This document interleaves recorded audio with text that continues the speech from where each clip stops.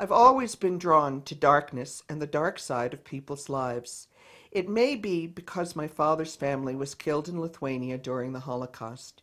It might also be because my mother's people were immigrants from Poland, with many of the troubles that immigrant families experienced, including poverty and mental illness. My childhood home always had the shades drawn so that the neighbors would not see what was going on inside. In my father's village in Lithuania, it was the neighbors who turned in the Jews and watched them being marched off to the pits where my family was shot and buried.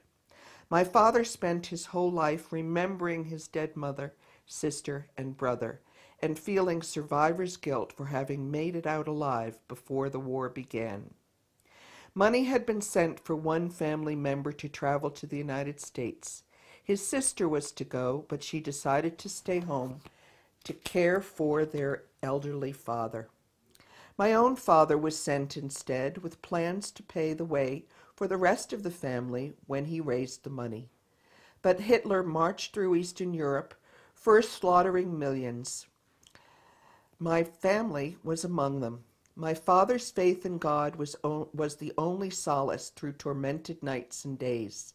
He often sat late into the night reading Jewish religious tracts, seeking the peace he could not find otherwise. Whatever the cause of my being drawn to darkness, I know I have always championed the underdog. In the first grade, a young African-American friend called for me on the second day of school, but my mother told me I could not walk with her or be her friend. I knew something was wrong with the way we dealt with the other. To me, there was no other. She was my friend, and I would spend time with her no matter what I was told. This rebellion stayed with me throughout childhood, college, and later life. By the time I was in college, I'd marched with Martin Luther King before his I Have a Dream speech. In Boston, where I went to school, there was a rich tradition of rebellion, and it was easy for me to find it. I smoked pot before it was in, beginning as early as 1965.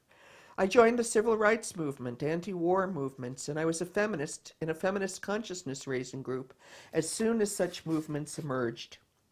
In these groups, I discovered that I, too, was a woman in a patriarchal society and that I was an underdog. When I saw that I was discriminated against as a woman, I began to identify my dissatisfaction with the way that things were in our society. I was tormented by social inequality, gender discrimination, class bias, racism, and militarism. Having been raised an Orthodox Jew, I knew that doing good in the world was part of the Jewish worldview. These deeply instilled values taught me to love all human beings, to give charity, to wrong no one, to help a neighbor, to never take revenge, to embrace the stranger among us, to work for justice in the world, and to repair the tear of the universe by being a good human being. These values are called mitzvot, part of the 613 commandments that Jews are supposed to follow. I might not have followed the religious rituals all my life, but these values have governed my behavior as much as possible. As a social worker in New York City, a therapist in mental hospitals and mental health clinic, and while working with alcoholics and drug addicts, I was fascinated by the people who did not fit the norm. I always wondered how they could do it, since I tended to be someone who couldn't do much that was illegal. After many years of education and training, I became a college professor. I began to study deviance in its complexity, wanting to understand what drove people to do harm to others. At first, I began working with victims of domestic violence, but I was soon drawn to the perpetrators, to the challenge of their complicated minds. As a feminist, I felt it was my social obligation to work with people who caused pain to women. While working at a summer program for students about to enter college, some of them asked to visit a prison. I too was interested in such places, knowing that people there could help me understand perpetrators of domestic violence.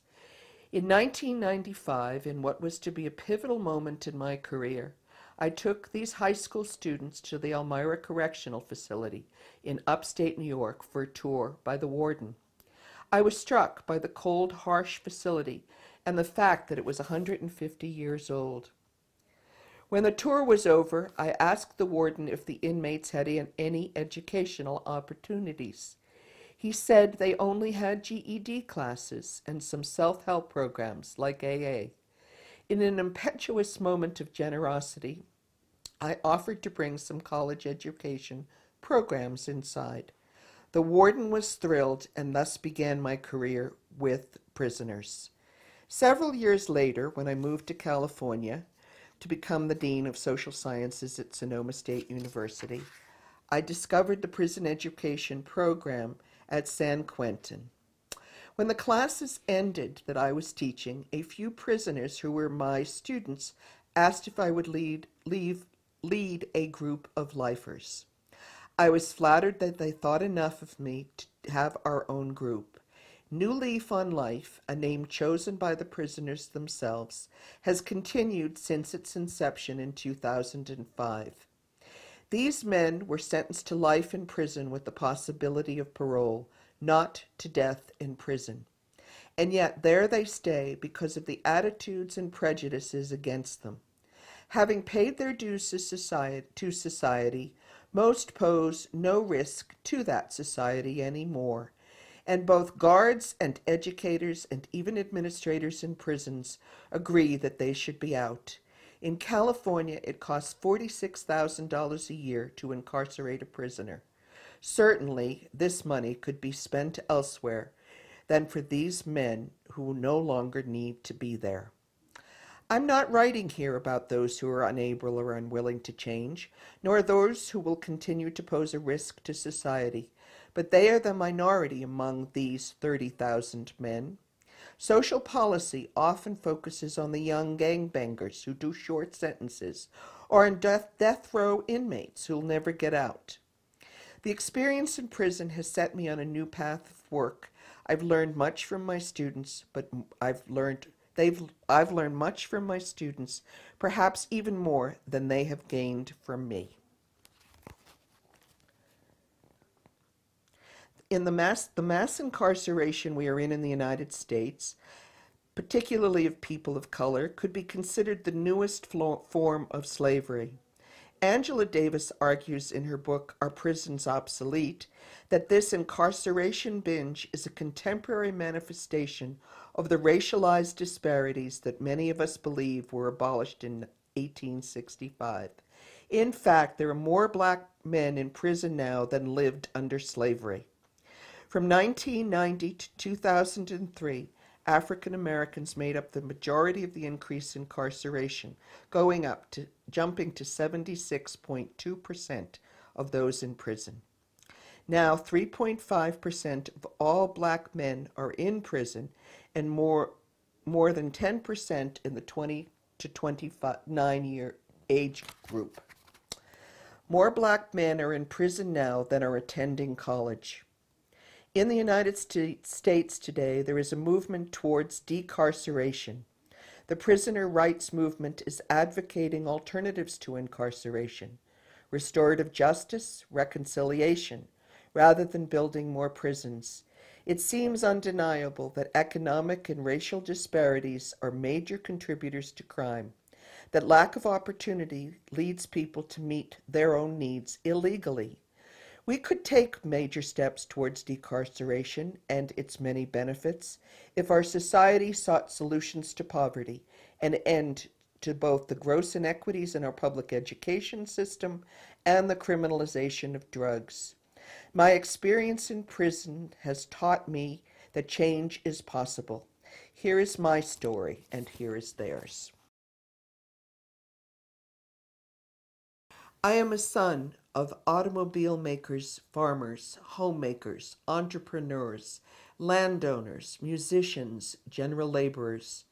I have seen my father's destiny expand and contract, weighted down by his obligations, through procreation, becoming untangled and rearranged in a simplistic modification of peace. I have heard my mother's prayers for more time, more help, and more wisdom in handling her day-to-day responsibilities. I am me, modest and humble, an ex-rebel, more spirited, with a waiting attitude in which to be complete. I see myself stagnated, awaiting redemption by the secular authorities, waiting for my turn for life. My needs are no longer shaped by worldly desire. They are now shaped by what I need to survive while remaining true to my God.